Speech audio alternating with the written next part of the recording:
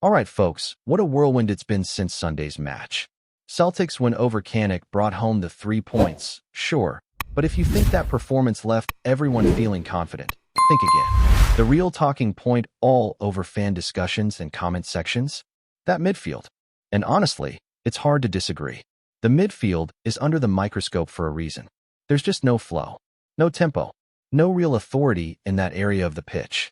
And if you've been watching the same games we all have, you'll know it's not just nitpicking. It's a genuine concern. Look, let's be real here.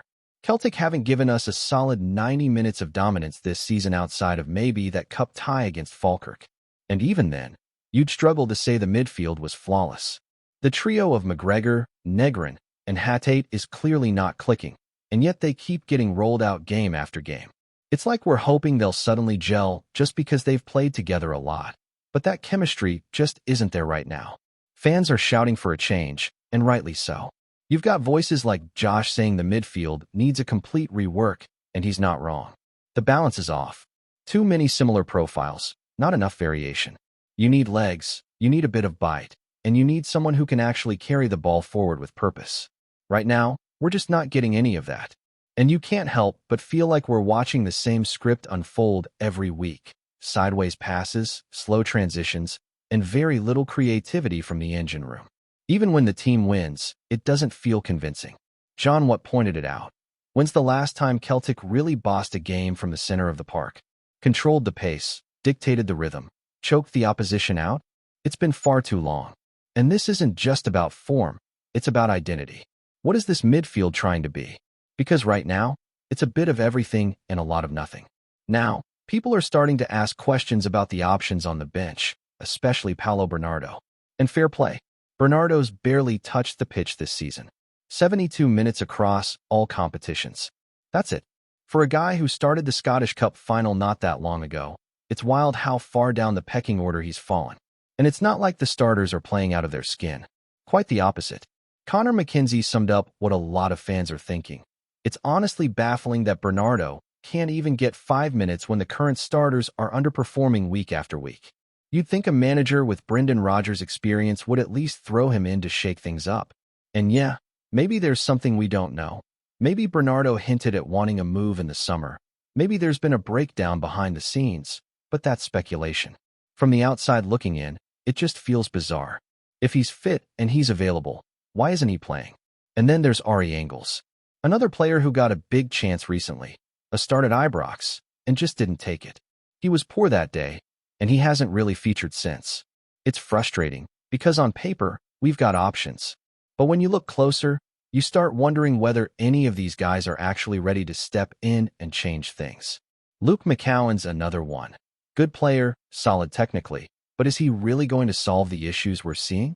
Is he ready to be a starting midfielder for Celtic, week in, week out? Here's where it gets interesting though, Michel Balaisha. Now, most people would peg him as a winger. That's what he's been most of his career. But take a closer look at his recent time at Antwerp, and it tells a different story. At the start of the season, Antwerp were playing with a back five and wingbacks providing width, which meant Balaisha was being used more centrally. And that opens up some intriguing possibilities. He's not a speed demon out wide. That's not his game. But he is tidy on the ball, technical, presses well, and seems to have a sharp football brain. Could he be repurposed as one of those attacking mids in a 3? It's not out of the question. We've already seen flashes of him looking more comfortable centrally than out on the flanks. And let's face it, the way things are going, a little bit of tactical creativity might be exactly what we need. Could you build a midfield of McGregor sitting deep with Balaisha and, say, Engels or even Tinky ahead of him? It's not the worst idea, because this midfield needs urgency. It needs energy. Right now it's all so safe, too predictable, too slow, and it's killing any chance of sustained dominance. That's the thing. You watch these matches, and you can almost see the gears turning in the players' heads. Everything's a second too slow. They're thinking instead of playing. And that's not going to cut it when Red Star Belgrade rolls into town. Never mind Hibs at the weekend. Benji Negrin's a bit of a puzzle too. He's not been awful, let's be fair, but he hasn't taken control of any match either. You look at his time in the Dutch league, and you could see he was never going to be the most dynamic midfielder. But you hope there'd be more on the creative side. More control. More flair. It just hasn't been there. And it's not all on him. Hatate has been anonymous lately, and that's probably the biggest surprise. Because when Hatate is on form, he's a difference maker. Right now, you barely notice him out there. McGregor, at least, feels like he's still putting in the work. He might not be at his absolute best, but he's not the problem. If anything, he looks like he's being dragged down by what's happening around him. Give him better options ahead, and we might see a different version of McGregor again. But he can't do it on his own. He needs help, and he's just not getting it right now. That's why, heading into the match against Partick, a lot of fans are calling for a full midfield rotation. Bench the usual three. Try something new. It's not about writing players off. It's about sending a message and creating competition. Let Bernardo have a proper go. Let McCowan step in. Give Balaisha some minutes in the middle. It might not work, but what we've been watching isn't working either. The silver lining here is that there were some bright spots in Sunday's win. Sebastian Tinky looked sharp, really sharp. He brought pace, energy, and that direct style of play we've been crying out for. The guy looks like he's got something special. The kind of player who can lift a team when everything else feels flat. And let's not ignore that kind of presence, because one live wire in attack can sometimes drag the whole squad up a level. There's a good comparison with the way Jeremy Frimpong burst onto the scene years ago. The team was struggling, fans were frustrated, and suddenly this fearless young fullback starts running at defenders like it's nothing. That energy was infectious. It gave supporters something to get excited about again. That's the kind of impact Tinky might be able to have. He's got that spark, that unpredictability. You need that in a team that's otherwise playing it too safe. And then there's Iano. That penalty was a big moment for him. Not just the goal, but the way he took it. Cool as you like. In a nervy moment, he stepped up and buried it with confidence. That says a lot about his mentality. He's had a rough time, no doubt about it. But if he's serious about turning his Celtic career around, that moment could be the start of something. Of course, questions remain. Does Iano really see his future here? Is he hungry enough to fight for his place and make a name for himself? That's what we'll find out in the coming weeks. Because talent alone isn't enough. You need the drive. You need to want it. If he's got that, and if Sunday was the start of his redemption arc, then suddenly things don't look quite so bleak. You look at what Scott Sinclair did under Rodgers, player struggling for form, comes to Celtic, and absolutely lights it up. Different players, different situations, sure. But the pattern is there. Sometimes a change of environment and a bit of faith from the manager is all it takes. Maybe Brendan's trying to spark the same thing with Iano. And if that's the case, he's off to a solid start. One good result doesn't erase weeks of inconsistent performances. It's something Brendan Rodgers knows better than anyone. And as we start looking ahead to some massive fixtures, especially the one looming against Red Star Belgrade, there's just no hiding from the midfield dilemma. You can shuffle the pieces, sure, but unless someone steps up and takes ownership in that part of the pitch, we're always going to be one poor performance away from another setback. But that's where this gets tricky. Brendan's loyalty to the usual midfield trio has started to raise eyebrows. Call it trust, call it stubbornness. Either way, it's not delivering right now. It feels like no matter what happens in the run-up, when the big games roll around, it's McGregor, Negrin, and Hatate on the team sheet. And if you're Bernardo, or Engels, or any of the others stuck waiting for minutes, that must be beyond frustrating. How do you break in when even poor performances aren't opening the door? There's this lingering question of accountability. When players know they're going to start regardless of form, you lose that edge. You lose the hunger. Right now, the midfield has no spark, no bite, and no fear of being benched. That's not a healthy environment for competition. The likes of Bernardo, who has shown flashes in the past, must be wondering what it takes to get a fair shot.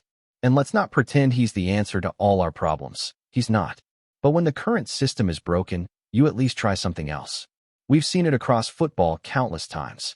Players who look bang average in one setup can suddenly thrive in a different role or under a different manager. It's not always about talent. It's about fit, confidence, form. Right now, Celtic's midfield lacks all three. And unless Rodgers is willing to experiment, we'll keep hitting the same wall. Then there's the broader issue of recruitment. It's a mixed bag. The right side of the attack, for example, still feels unsettled. Despite all the work done in the window, we're somehow still juggling options, trying to figure out who actually belongs where. There's clearly depth in some areas, but depth without clarity is almost useless.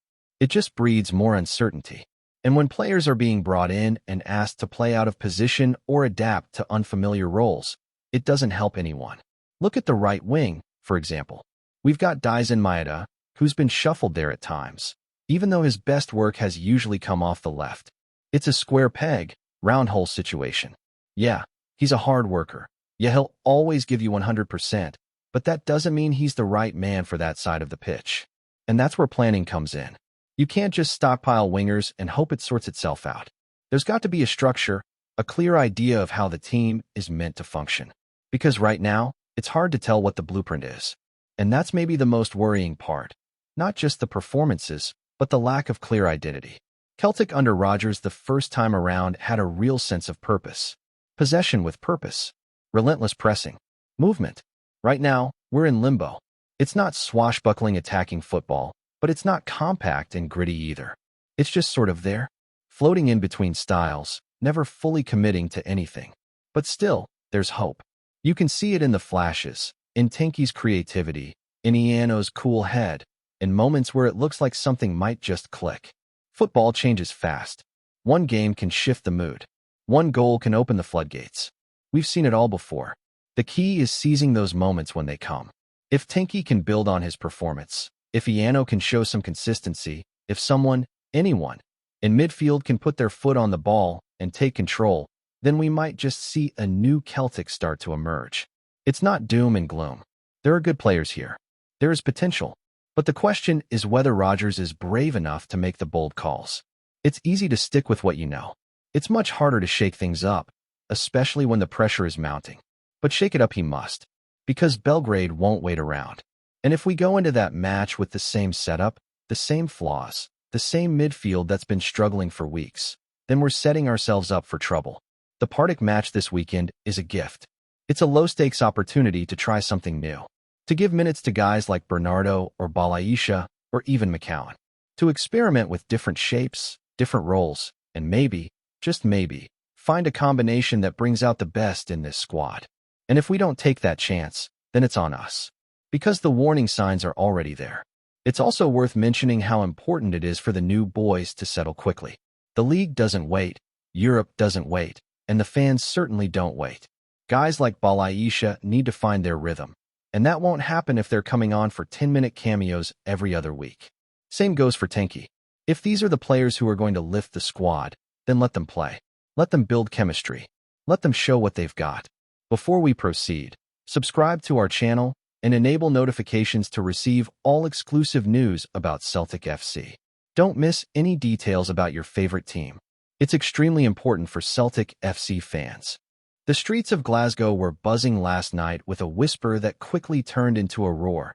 Celtic have pulled off what many are calling the most astonishing move of the decade by announcing the signing of young striker Evan Ferguson. Supporters rubbed their eyes in disbelief as the news filtered through, wondering if this was reality or some late-night fantasy cooked up on social media. The 19-year-old Irish prodigy, long tipped for greatness south of the border, had been linked to Premier League giants and European heavyweights alike. Few, if any, imagined he would trade the bright lights of England for the green and white hoops of Parkhead. The announcement, dropped without warning by the club's media team, has set tongues wagging across pubs, supporters' forums, and phone-ins. Was it careful planning kept under strictest secrecy, or a deal so audacious it caught the wider footballing world completely off guard? Ferguson's blend of power, movement, and clinical finishing has already made him a household name among scouts and pundits.